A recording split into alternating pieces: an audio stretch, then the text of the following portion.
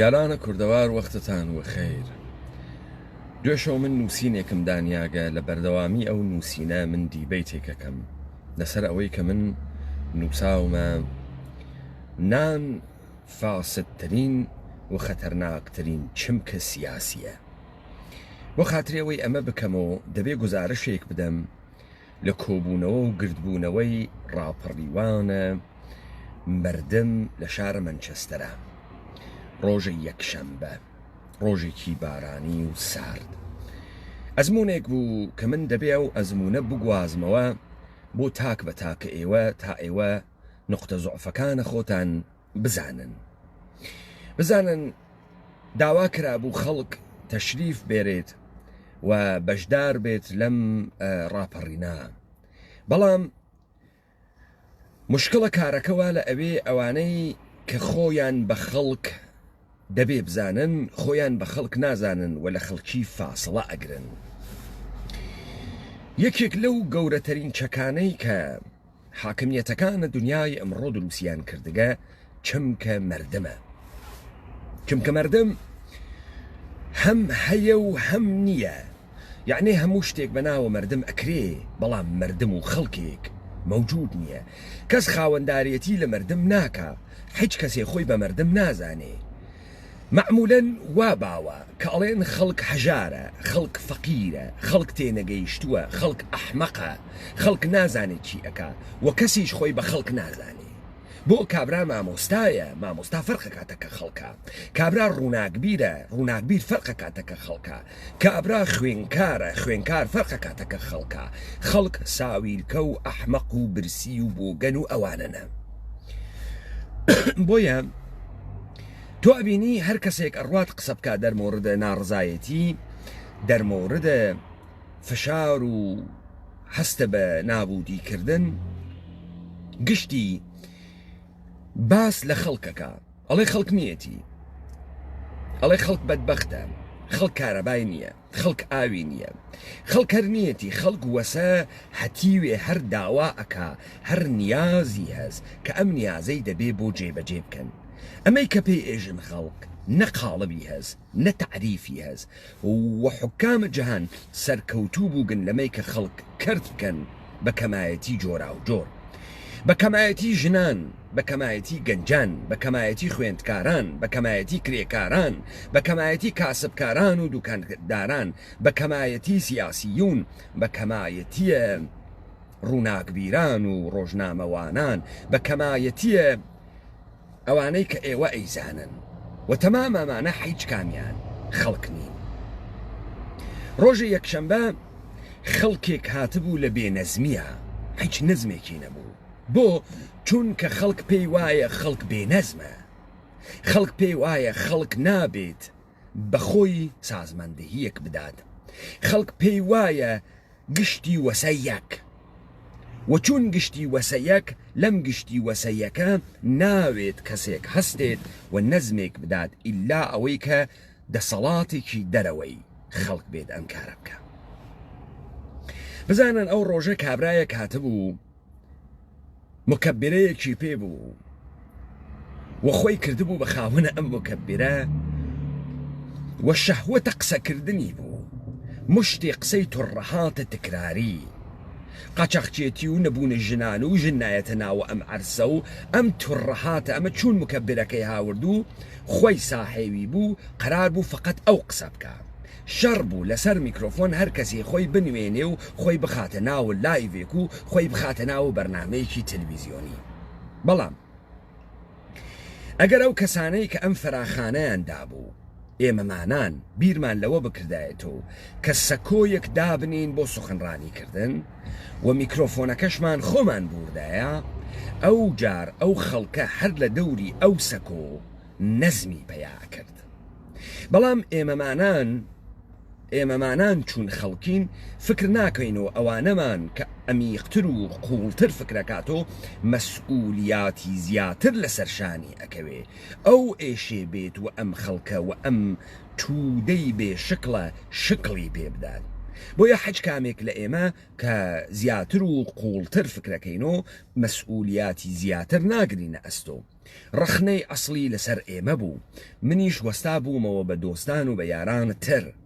دەنا ئەگەر ئێمە لەوێ سەکۆیەکمان دابنیایە ئەمانە تکرار ئەکردەوە لە پەرش و بڵاویە لە خۆ دەرخستنە لە نەبینراویە تۆ ئەبینی هەر کەسێک لەم ئاوە گڵاڵووە بۆ خۆی ماسی ئەگرێ بەڵام نەتیجەی قەتعی حکوومەتە هەرێمە کوردستان و حکوومەتە حەلیم بەڕاحەتی قابل ڕۆخاندنە و سڕینەوەی پارتی و یەکێتی و کۆمەڵ و یەکگرت و کارێکی فرە ئاسان ممکنە و ئێمە ئەو کارە ئەکەین و ئێمە ئەتوانین ئەو کارە بکەین لەبەر خاتری ئەوەی ئەمانە دەسەڵاتێکی پوشاڵین ئەمانە بە حیاتی نەیانتوانیگە مرۆڤێکی مەبدەئی دروست بکەن مەبدەئێ مەوجود نییە مەبدەء وا لە ناوی شەهەواتە ئیتحاد وا لە ناوی فەسادە بۆیە ئەمانە نیرویەکی فاشلن و فەشەلیان هاوردەگە فەشەل هاوردنیشیان دەلیلی ئەوەسە ئەمانە بۆ فەشەل هاوردنی ئومەتی کوردی دروست کریاگەن دروست نەکریاگەن کە قەوامیان بوێ دەسەڵاتیان بوێ کە هێزیان بوێەوە کە بتوانن ڕقم بن لە سەدحە جەهانە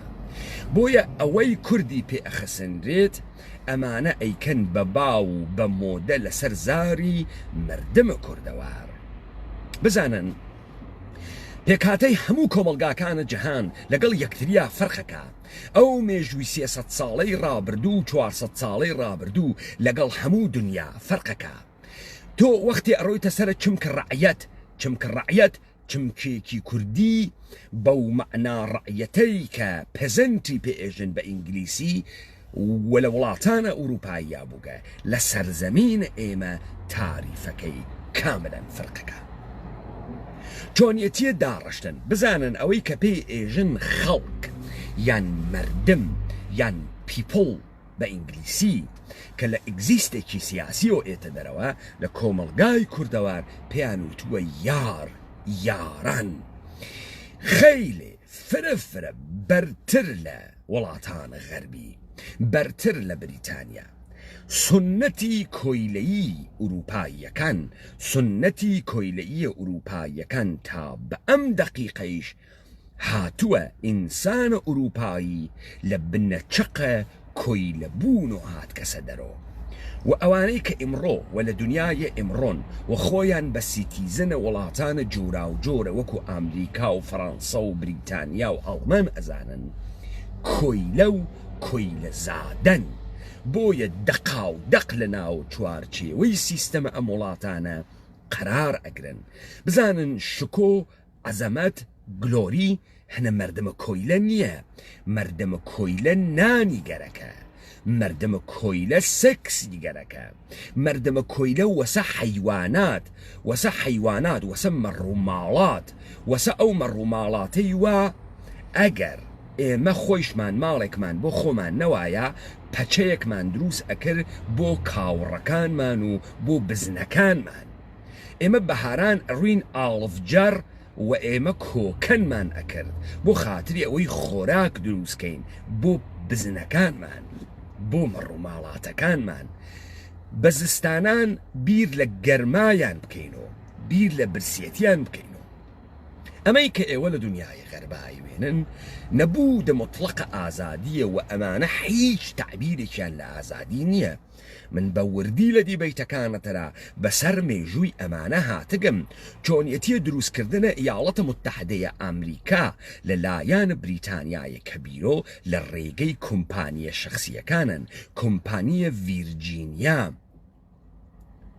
ئەوەڵین بار 1609 سعیەکە خەڵک بواتە ئیاڵەتە متحدەیە ئەمریکا دەوڵەتە ئیاڵەتە متحدەیە ئەمریکا کشوەرە ئیاڵەتە متحدەیە ئەمریکا لەلایەنی کۆمپانیهای سەهامیە ئام و خاس و دروست ئەکرێ نیویۆرک ناوی نیو ئامستەردام بوو نیویۆرک لەلایەن کۆمپانیەکی هۆلەندیۆ دروست ئەکرێ بەم دەسە تەمامە سیانزە ئیاڵەتە متحدەیە ئەمریکا کۆمپانی دروستیان ئەکا ئەمەم کەوت تۆ لێو دوا شەرایەتێکی تاریخی ئەوێنیت کە بە دڵیە و مردمانێک کە لە ناوە کشوەرە ئوروپاییەکان اختلافاتە مەزهبیان هەست پیۆرینتانیزمەکان فرق جۆرا و جۆرە مەسیحیەت ڕۆمان کاتۆلیکەکان ئەوانەی کە کەمینەی مەسهەبین و لە ژێرە فشارە کلیسا و لە ژێرە فشارە کلیسای ئەنگلۆکەن تووشە کێشە بووگن سەرزەمین ئوروپا بەجێ تێڵن و بەرەو سەرزەمینێکی تر ئەڕۆن. لەبیرتان نەچێت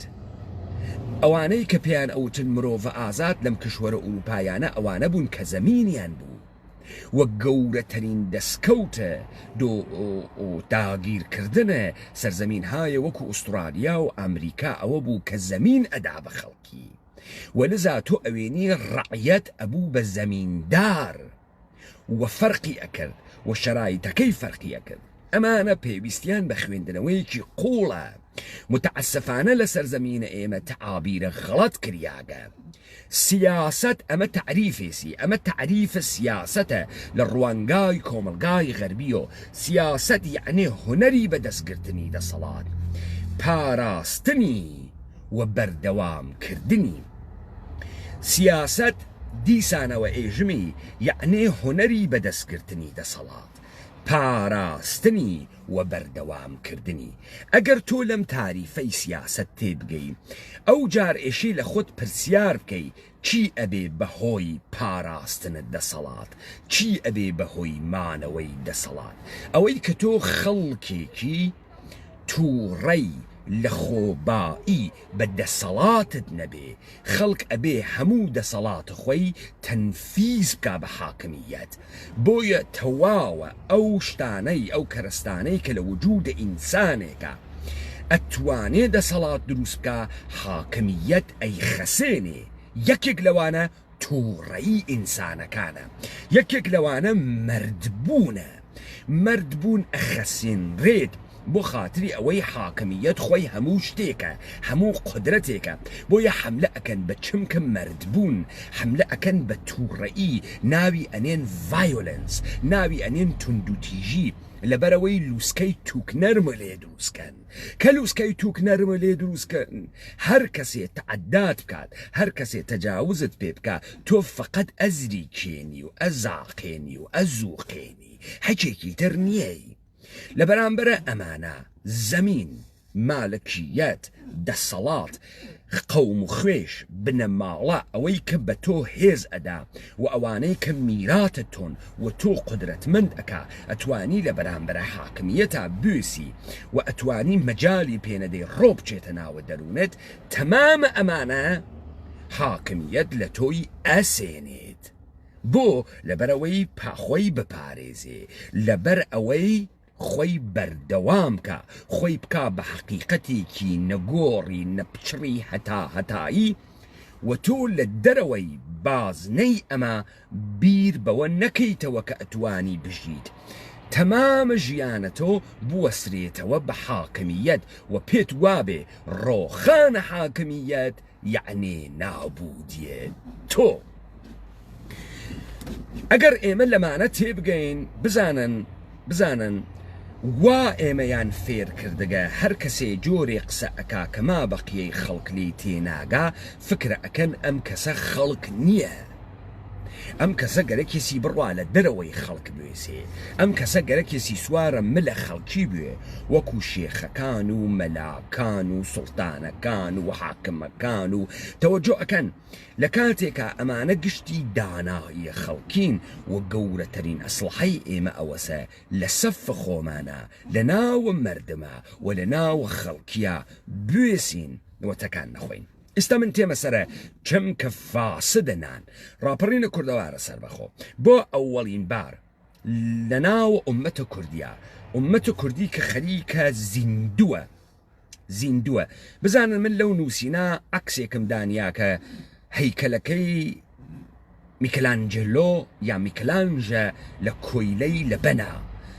ئینسانێکی کۆیلەی لە ناوە دڵە بەردا خەریکە خۆی دەرتێرێت، لە ناوە بەردە خامە خەریکە خۆی دەرتێرێ. ئێوە ورد بوونەوە لەو عەکسە بە باشی بۆتان دەرەکەوێ ئەم تەرحە ناتەمامە. ئەو ئینسانە و ئەو خالەقە ئینسانە خەریکە قەڵەمی لێ ئەدا دەری بێرێت. ئێمە هەنووز گەرەکمانە دەربین. ئەمانەی دنیای غەرب کەوتگنە تەکمیلی کۆمەڵگایەکی کۆیلەکریا کە ئۆتۆماتیک ئەم کۆیلەیەتیە بەردەوام ئەکا بێمەوە سەرە چمکە نان تعریفی هەز ئەم چمکە فاسدە چەپ وە کۆمۆنیزم هاوردی چەپ وە کۆمۆنیزم لە دروستکردنە ئینسانە ڕعیەتە ئینسانە سوالکەرە ئینسانە هاڕیاگە بێعزەتە ئینسانێک کە نازانێ گلۆری چییە عەزەمەت چییە مەردانەگی چییە ئەمانیانە هاورد وەکو مۆدەی قەشەنگ کردیانە ناوت دەمە ئێمە هەر کەسێ دەمە دڕێت و لەم سەرزەمینی ئێمە ئێجە کوڕە فەقیر و هەژار ئێمە دەیان شەهیدمان هەست لە ناوە کۆمەڵە و دموکراتە کە کوڕە فەقیر و هەژار ناوگەن بە پێچەوانە کوڕە بەگوگەن دەستداروگەن نانداروگەن ئەوەی کە چەکی گرتگە بە دەسیانۆ غیرەت و غرورە بەرزە ئینسانیەکەیان بووگە بەرسیەتی نەوگە چەکیان گرتگە سەدەسۆ تحدای بێگانە و سەرکوبگەر لەسەر خاک بووگە کە ئەمان ئەسڵحەیان گرکە سەدەسۆ ئەوان کوڕە فەقیر و هەژار نەوگن کە بچن بمرن بۆ فەقیری و بۆ هەژاری باوکیان نانی پێ نەداون و لە تاوە بێنانیە ئەسڵحەی حیزبی دموکرات و کۆمەڵەیان هەڵگرت بێت یەکێتی و پارتیان هەڵگرت بێت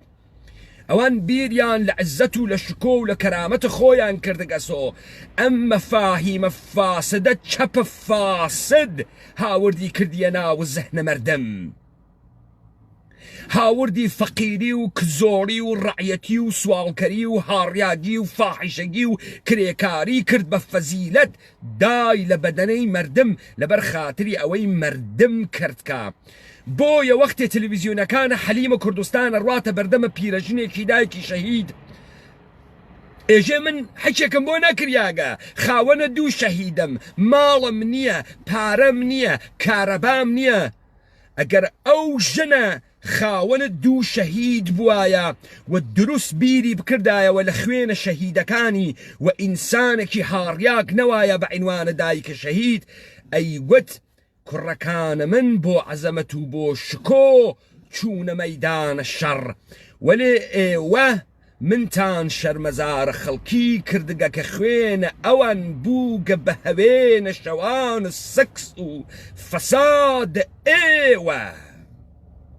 و من شەرمەزارم بابەتە ئەمە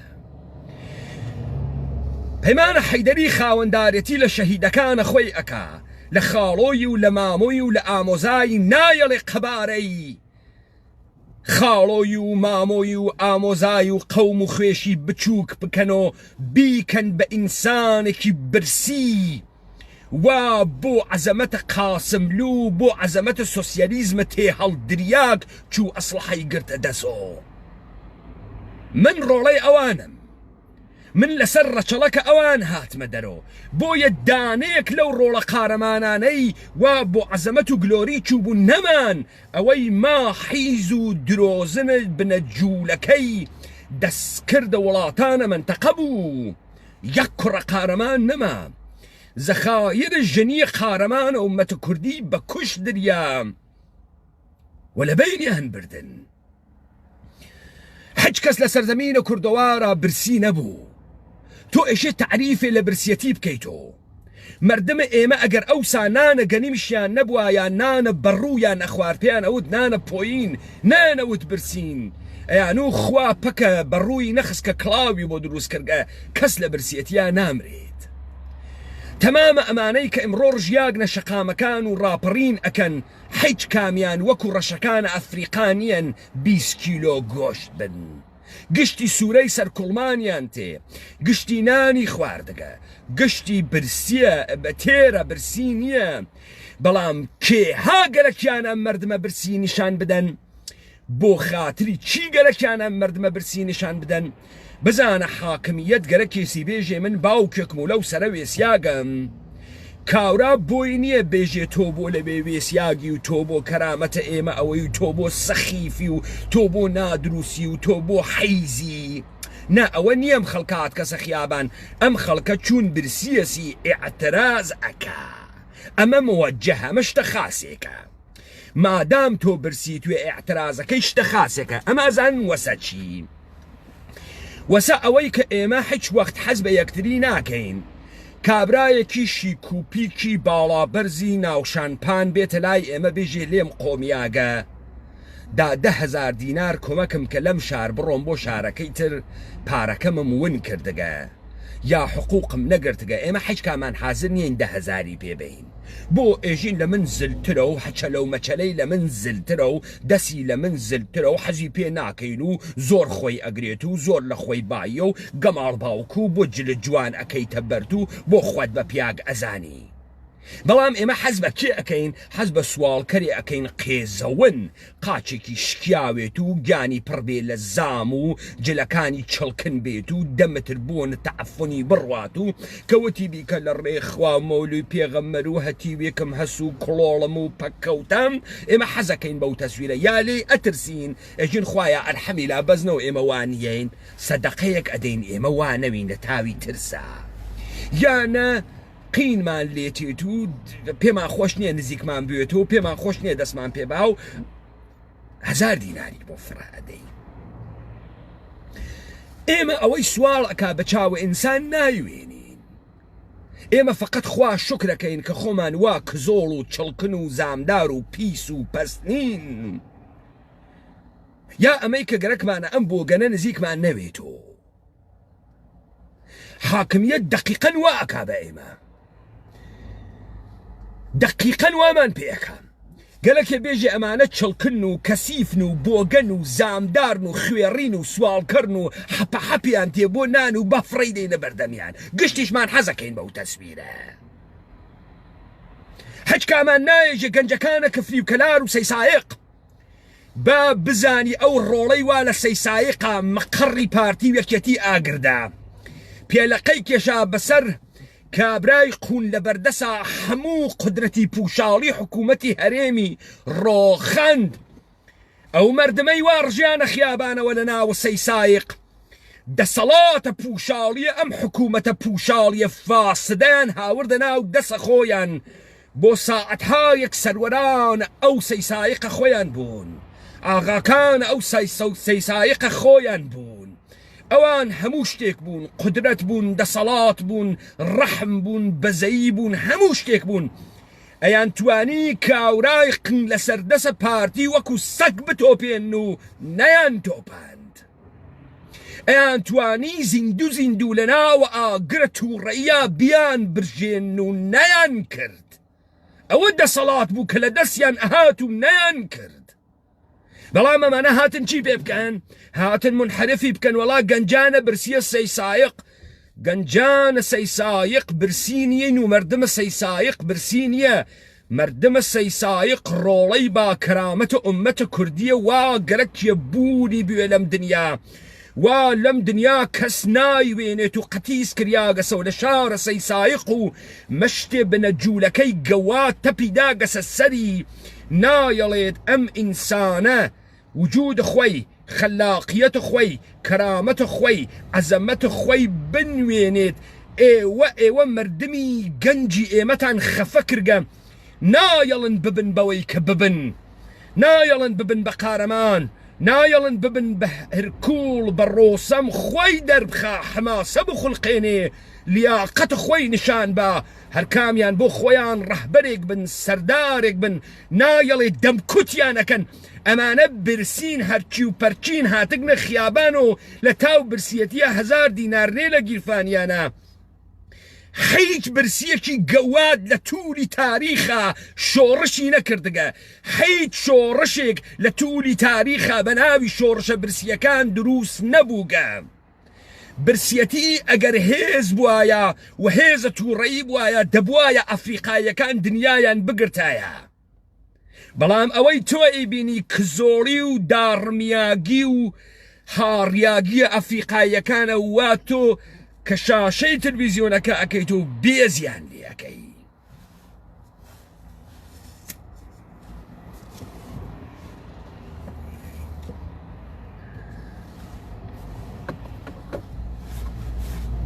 هەستە بە ئینسان بوون هەستە بە قارەمان بوون هەست بەوەی کە من گەرەکمە ئەم دنیا بە شێوەی دەستەکان خۆم ڕەنکەم کردو یانە بە گوناحی شەیتانی گەنجێکی ئێمە ناتوانێ بێژە من گەرەکمە سوڵتانە دنیا بم من گەرەکمە ئەم دنیا فتحکەم من گەرەکمە ڕەنگە دەست خۆم بەسەرم دنیا دابنێم من شەوانە سات و سەودا و خیاڵ ئەکەم پاشاوی سەرگۆی زەمینم نایەڵە نەو قسە بکە تێتە دەرۆ ێژنەوە بۆ هاتکی سەر ئەو برسیەسی بۆیە هاتکەسە دەرۆ کوڕەکەیش پێی وایە ئەگەرم قسە بکات خەڵک پێژێ سەرسەری و خەڵک پێژێ خوێڕی و دەرنەتیجە ئێشێ بێژێ برسیەتی لە کاتێکا تەمامێ و ڕاپەڕیوانەی ناوە کفری و کەلار و سەیسایق و ڕانیە و پیرەمەگرون و تەکیە ئەو چەندین ساعەتە کە ڕاپەڕین تەمامە تەمەنیان ئەولایەک و ئەو چەندین ساعەتە لە ئازادی و لە اختیار و لە دەسەڵاتە خۆیانە ئەیلایەکی تر ئەمانە لەوێ هێز بوون ئێرادەی مەردانەی خۆیانیان نیشاندا بە هەموو تەوانیەوە حاکمیەت گەرەکێسی چۆنیەتیە تامکردنە ئەم ئیرادە بگۆڕێت بۆیە ئەگەڕێ لە ناوە شەقامە هەرچی هاڕیاگە بە ناوە مردم ئەدۆزێت و پرسیاری لێکاوە چیەکەی وەڵا خەڵکی حەقیەتی ئەڕوا هەنێتێ هەڵدریاک بە ناوە مامۆسا و نوێنەرە دەنگە ناڕزایی ئەگرێت و دایکەکانیان تێرێ و مساحبیان لێکە وەڵا کوڕەکەی من فرە کوڕە خاسێک و بۆ هەژاری و فەقیری ئەم مردمە چوو قسەی ئەکا مردمە ئێمە نە هەژارە نە فەقیرە فەقیر تۆی وا نیازت هەز ئینسانێک کە نیازی هەس و قەت دەست لە نیازەکەی ناکێشێ فەقیرە پیاوێ وا ژنی هەس و جوانترین ژنی هەس و دائیمەن چاوی وا لەسەر سمت ژنە مردم فەقیر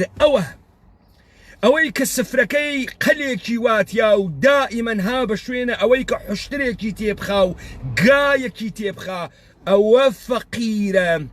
وا بە هیچێ تێر ناخوا بەوە ئێژن فەقیر ئەوەسە وا شەو ڕۆژ خەریکی دزیکردنە ملیۆنێک و 2 ملیۆن و 10 ملیۆن دۆلار ئەدزێ و تێر نابێت هەر گەرەکێزی فەقیر ئەوەسە تعبیرە فەقیر بگۆڕن ئینسانێک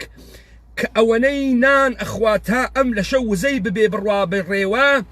وەلێو جوابیر ئەکاتۆ لە مەقام ئینسانی خۆی و لە مانادانە بژیان ئینسانە فەقیر نییە ئینسانە دەسەڵاتدارە بە کرامەتە عیزەتدارە ئێوە تعریفێکتان لە فەقیری نەکرد ئێوە تعریفێکتان لە برسیەتی نەکرد خەڵکە ئێمە کوا برسیە بۆ برسیە تۆ ئەم چمکەنانتە هاورگە کوڕە فاسد لە ژێرە ئەم نانە مامۆسای حیزف و ئەکا لە بڵۆنگۆی مزگەوت بەناوە خێرخواز و بەناوە مەلای دین ئێژێ واللهی ژن نامەی بۆم نووساگەسی مامۆسا پوڵی کرێماڵم نییە صاحب خانووەکە فشاری بۆم هاوردووە خەریکە شەرەفم لەدەست ئەدەم مامۆسای حیز ئەگری و ئەیکا بە تەئەتر و خەڵک گوێی لێ ئەگرێم با بزانی ئەمە فاحشەگی مەوەجەهکردنە لە ژێرە ناون نان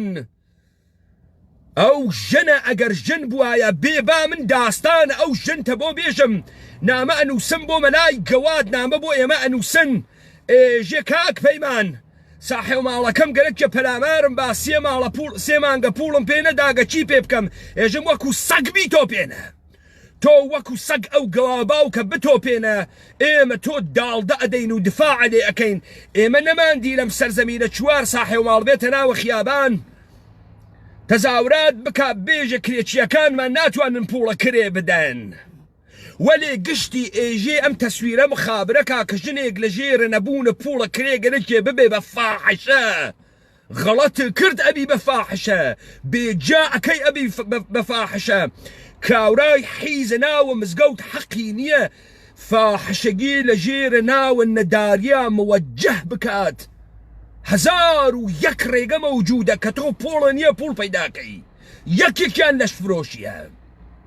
ئەی بۆ ئێوە تەسویرە ئینسانێکە پوڵی نییە خۆی ئەسووتێنێ مخابراکەن دەبەرەوەی خەڵکی حەزی پێ بکە ئەی بۆ ئینسانە پەلامارە چەک نادا گومڕکاتێ وا تۆ دادنیاگە کوڕە حەیز کەس نازانێت وا لە دەسەکیا بە مەلائین پوڵی لێ هەڵەگری پەلامارە ماشینە پوڵەکەت بۆ ئەو گشتی پوڵەکە لێ بسێنێ خۆ هەنە باوکە گەوادە نییە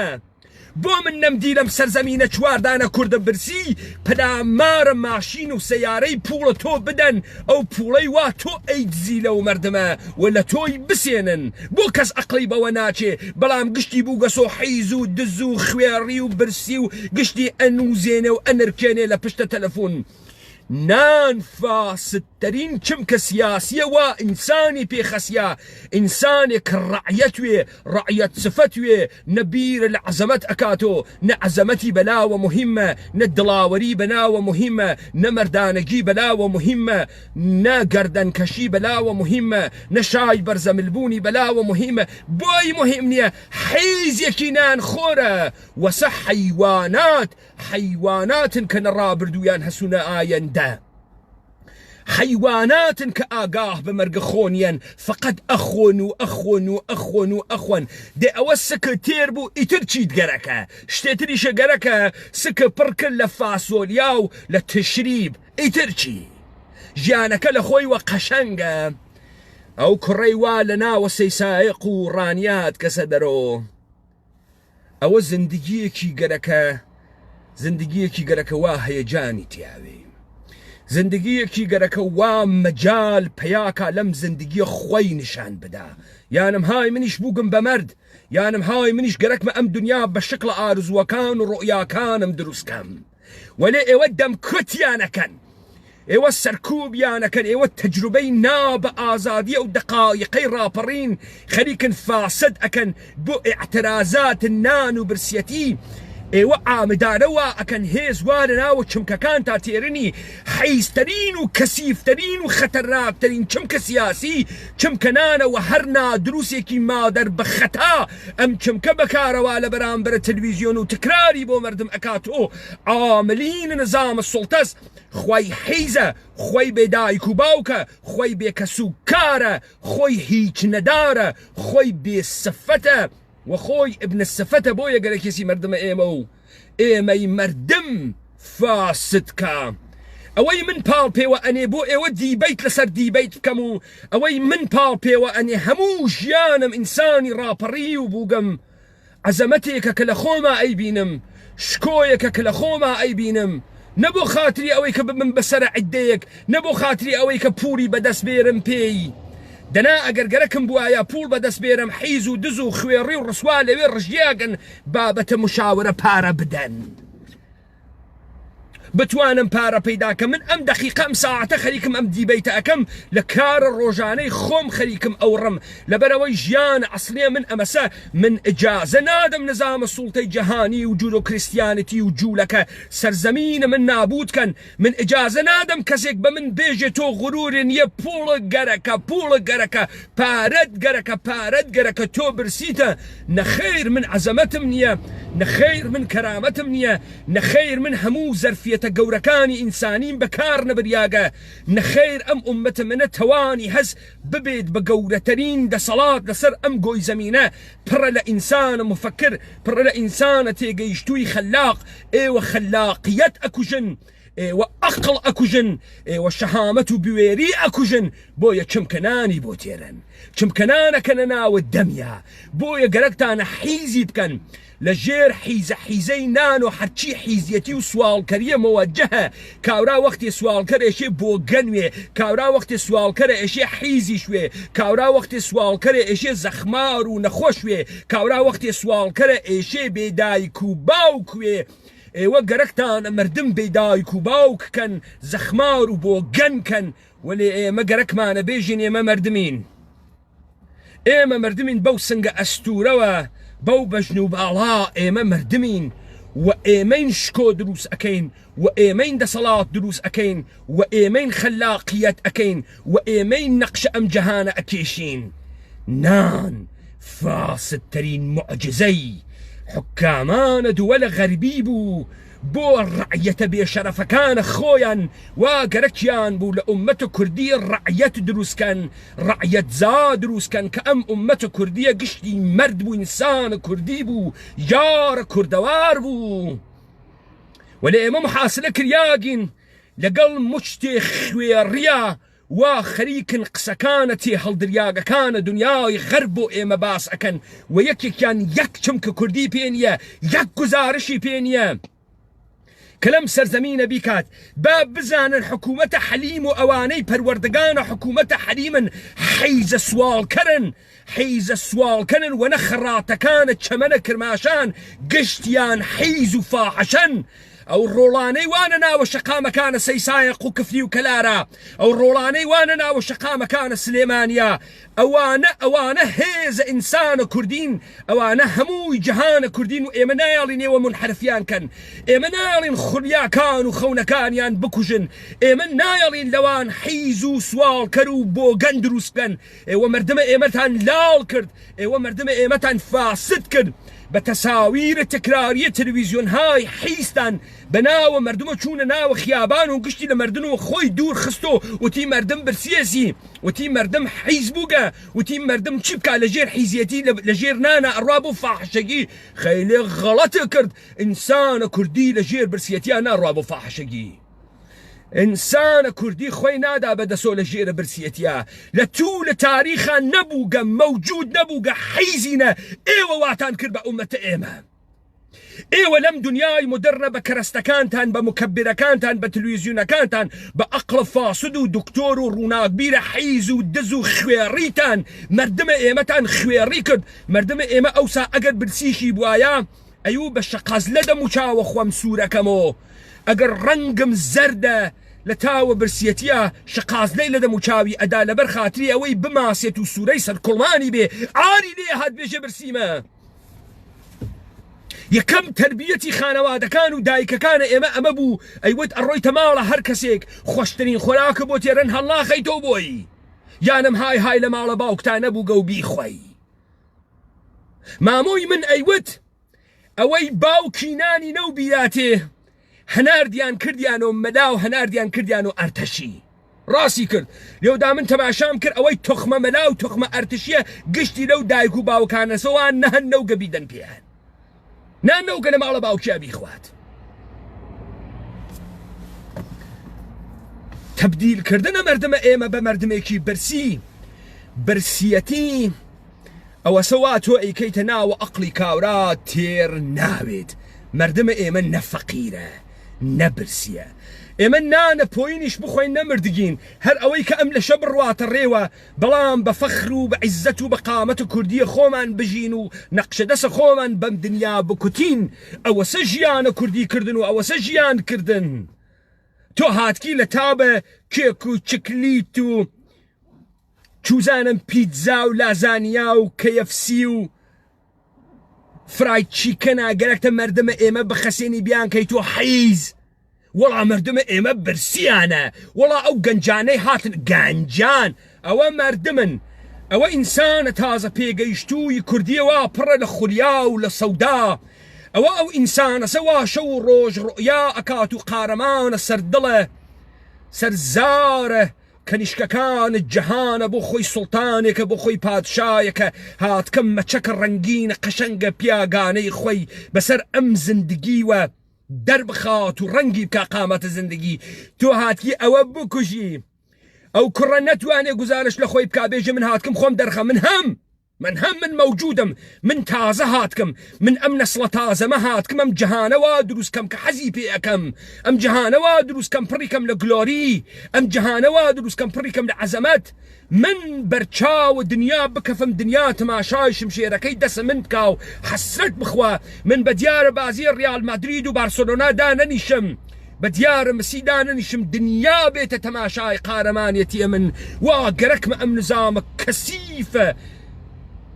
انقیاد گەرە نابوت کەم تۆ گەرەکتە و هەستە بکوژی لەو ئینسانە ئەو ئینسانە نەیە گزارش بدا بێژێ ئەو 4 ساعەتەی وا سەیسایقم بەدەسۆ بوو من سابتم کرد دەسەڵات منم هێز منم قدرەت منم من لە ئەوجە دەسەڵات و سەروەریە یەک نەفر لەم حیزانم نەتۆپان دەنامان ئەیانتوانی دانە پارتی و یەکێتی وەکو ڕسق نەفتیان پیا بکەن و بیان سووتێنن ئێوە دیتان ڕۆڵەکانە ئێمەم کاریانە نەکرد لە وەختێکا دەسەڵات لە دەستیان بوو قدرەت لە دەستیان بوو دەستە خۆیانیان نیشاندا جابا بزانن ئێمە هەرەوینەوە ڕاپەڕین و بۆ 3 ساعت و بۆ 4 ساعت تەجروبەی دەسەڵاتمان کرد کێشەکە ئەوەسە نەیانگەرە کە ئێمە ئەم تەجروبە هەتایی بکەینەوە بمان ترسێنن تانک و مدەڕی ئەبێرنە ناوە خیابان هێزە پێشمەرگەی حیز بێرنە خیابان پیرەژنە کڕۆڵ و کزۆڵ بێرنە بەرە دووربین کاورای حیز بەناوە دەنگە ناڕزایانەوە بێ قسە بکات و بێژە من ساحب ئەم دەنگانمە و خاڵ هەسوو موچەمان گەرەکە موچە بنێ چاڵە چاوە باوکت گەوا دە تۆخمە سوال کرد مردمە ئێمە بۆ موچەند هات کەسە خیابان مردمە ئێمە لە ناوە دڵە بەردەکانە شارە زورە نان دەرتێرێ و گەنم دەرتێرێ و ئەیخوات و نەوێ بەڕوەکانە شاخەکان ئەخوا بەڵام گەردەن کەش بوو وا شەهیدەکانە ئێمە کە پەیوەست بوون بە شۆڕشی جوولەکە ئەمە شۆڕش نەبوو ئەمە ئیمکانیات جوولەکە بوو بۆ خەساندنە ئومەتە کوردی بۆیە هەر کامان فرە قارەمان بووین تەحمل هێزمان پێ نەکریا کە سوکارەکانە ئێمە لەوێ کوژیان چون قارەمان بوون چون ئینسانە کوردی بوون چون بۆ عەزەمەت ڕۆیشت بوون چون بۆ شکۆی ئێمە ڕۆشت بوون بۆ فەسادە ئێوە نەچوو بوون تۆخمە قاسم و قازی محەممەد و مەلامەچەی حیز و جەلالە تاڵەبانی و ئیبراهیم ئەحمەدە گەوات واگەرەکتانە لە مردمە ئێمە حیز و دز و سوال کرد و بۆ گەن دروستکەن منم بەحسە ئەکەمەوە مەبانیە تئۆریکە ئەم بەحسە ئەکەمەوە مێژووی ئەمە ئەکەمەوە تا ئێوە بزانن ئەمانە بەم چمکانە چۆن خەریکن ئێمە نابوو دەکەن نان بنێ چاڵە چاوت مەرتی کەی خائن مەرتی کەی تۆخمە ڕعیەت مەرتی کەی بێ عەزەمەتت دوور لە مەقامە ئینسانی مەرتی کەی مەڕووماڵات وا تۆ هەر ئاڵەفە گەرەکە بیخۆی نان بۆ ئینسان ئەوەسە ئینسان وزەی بێت ڕۆژێکی تر ئیدامە بدات نەک هەموو ژیانە خۆی بفرۆشێ لە پێناوە ژەمێ قەل خواردنە لە پێناوە سلایسێ پیتزا نە هەموو عەزەمەتە خۆی بفرۆشێ هەموو مەقامە خۆی بفرۆشێ بیهاڕێ لەبەر خاترە ئەوەی چێشتە خۆش بخوا لە ڕستورانە هندیا چێشتە خۆش لە گەروی ئینسانە حیزە پەس ناڕواتە خوارەوە بەخوا تۆ حیز و سوال کەروی تامە نانیش نازانی چی شکلیە بەخوا تۆ حیز و سوالکەر و بنە ڕعیەتوی نازانی جوانی چی شکلیە عشق و ڕۆمانس نازانی چی شکلیە لە دێڕێک شعر عاشقانە تێناگەی تەرانەیەکی خۆشی عاشقانە و ڕۆمانتیک مەستت ناکات فەزا و ئەتمۆسفێرێکی عاشقانە ناتوانی دروستکەی چ بڕسێ بە مەیدانە مەردانە چ بڕسێ بە مەسئولیەتە باوکانە و دایکانە چ بڕسێ بە مەسئولیەتە بنەماڵەیی و قەومی و خوێشی تۆ ناتوانی ئەمانە هاتکن ئومەت و کوردیە ئێمە وا پێ بکەن نان وەڵام خەڵکە برسیە بڕۆ بێری عەکسی ئەوانەی وا کوژیاگەنم ڕۆژانە نەناوە خیابانەکانە دا بزانم چەندێک قیافەیان برسیە بێری بزانم گزارش ئەدا لە برسیەتی ئەوەی تۆ کوشتکتە دانەیە کوڕ 20 ساڵە 25 ساڵە 15 ساڵە تۆ مەجال نادەی گەورەوێت ئەو گەرەکێ سەردارت جەهەن بێ تۆ گەرەکتە حیزەی پێ بکەی بیکەیتە نۆکەرە بەر ماڵەکەت ئەو گەرەکی هەموو دنیا فەتحکە تۆ گەرەکتە پێی بێژی تۆ لیاقەتە بەرە کناراوەکەی ماڵەکەی باوکتە نییە تۆ هەر گەرەکتە بچووکی بکەیتەوە هەر گەرەکێ پێست بترەکێنێ وەکو مجەسەمەکەی میکەلانجەلۆ وا خەریکە لە ناو دڵە ئەو بەردە خۆی دەرتێرێت و تۆ ناڵی خۆی دەربێرێ تۆ ئێوە ئەم خەڵکتانە گەمارۆ داگە مشتی حیز وا لە خەڵک دەرچووگن مشتی حیز وا لە خەڵک دەرچووگن و بووگن بە دانە بووگن بە حاکمین و ڕۆژنامەوانان و ئوستازانە دانشگا و خوێنکاران و ئێوە لە خەڵکی دەرچووگن جاتێن بە خەڵکی ئێژن بۆگەن و پیس و قێزەون و برسی و هاڕیاگ و چی بکەن و بەوبەختن و کزۆڵ و فاحەشەن و حەقی خۆیانە بۆ نان فاحەشەگی بکەن نە تۆ بڕۆ بۆ نان فاحشەگی بگەم مەرتی کە وا تۆ عادەتە هەز بەنان وا بنەماڵەی بارزانی و تاڵەبانی هەرچی شەوە پاسدارە ئێرانی ئاوسیان ئەکا هەرچی شەوە میتە تورکی ئاوسیان ئەکا وا ئەمانە ئاوسکریاگە دنیان لنگ ئەناوشاندریاگە دنیان ئەم گەوادە تۆخمە گەوادانە وا گەرەکیانە ئومەتە کوردی وەکو خۆیان حیز و دز و بێشەرەفکەن بنە جوولەکەی گەوا وا دنیایان بەقون و بەناو گەڵگرت جوولەکە ئەم دنیاە بە قون و بەناو گەڵگرت فەکتە تاریخیەکەی خۆیان مەوجودە کە بەحسی ئەکەن ئەو ژنە وەزیرە خارجەی ئیسرائیلە واوتی لە ژێرە قاچە حەرچی فلستینیە من خەفتم لە سەرانە فەتحۆ تا سەرانە حەماس. ئەمانە گەرەکیانە لە ئومەتە ئێمە ئەمە دروست بکەن. من مەبنا تێۆریکە تاریخیەکەی ئەم مەفهومە حیزەنانە بەحسەکەم. مەفهومە حیزەنان مەفهومە ئێمە نەبووگە لە تو لە تاریخیشا حەج کەسێ بۆ نان حەج شۆڕشێکی نەکردگە. ئینسانە برسی بێکەرامەتتەرینە وەختێژم برسی بەو معنانەکە کاورا هەز بە برسیەتیەکە. چمکە برسی حیزیەتی مەوەجەهەکە،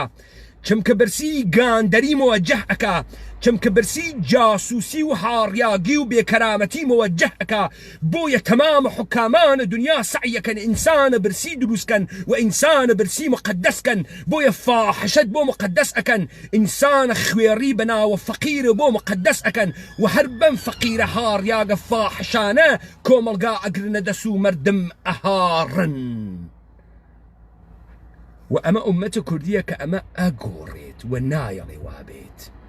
ئێمە چمکەنان و ئەوەی باسن نان بکای خێنە ناوە توالەتەکان و سیفون بەسەریانە ئەکێشین و ئەم ڕەوتە قێزەونە ئاشێوین. حاکمیەت واتی حاکمیەت هێزە پێشمەرگەی حیزە قنزە لە بێکەرامەتە بێ مەبدەئی نییە. بڕۆ یەخە بەم حیزانەی پارتی و یەکێتیە بگرە، یەکێکیان نازانێ کورد چییە. لێ بپرسە جوامێری یعنی چی نازانێ، لێ بپرسە گوساخی یعنی چی نازانێ، لێ بپرسە ئەخلاق یعنی چی نازانێ. کاورای حیز و دزە بنەماڵەی پارتی و یەکێتی مشتی حیزە